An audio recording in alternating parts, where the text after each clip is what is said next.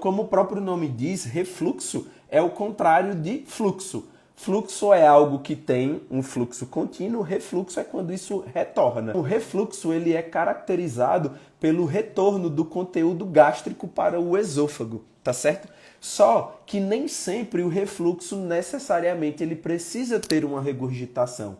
Nem sempre o refluxo precisa ter vômito, precisa ter choro. Então existem subclassificações do refluxo.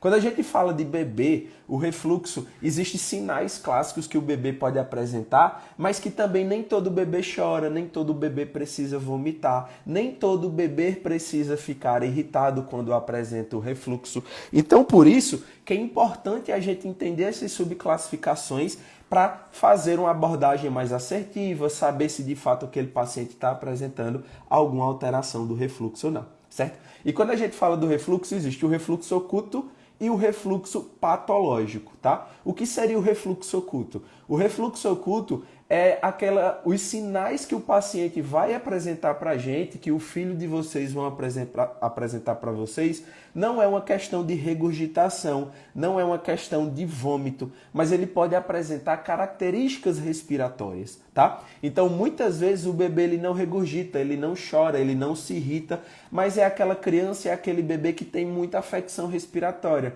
tá? É aquele bebê que tá sempre como se tivesse congestionado com a gripe, só que isso perdura por muito tempo. Então isso é característica de um refluxo oculto. Oculto porque ele não tem aquele sinal clássico de vomitar, de colocar para fora, de regurgitar o leite. Então isso é caracterizado como refluxo oculto. O refluxo patológico para a medicina é aquele refluxo que eles se preocupam muito e é caracterizado pela doença de fato do refluxo, né? Por quê? A criança ela está regurgitando tanto, está acontecendo tantas regurgitações que a criança não tem tempo de absorver os seus nutrientes, então ela começa a não ganhar peso, ela começa a não crescer e isso é preocupante. Isso é caracterizado como a doença propriamente do refluxo.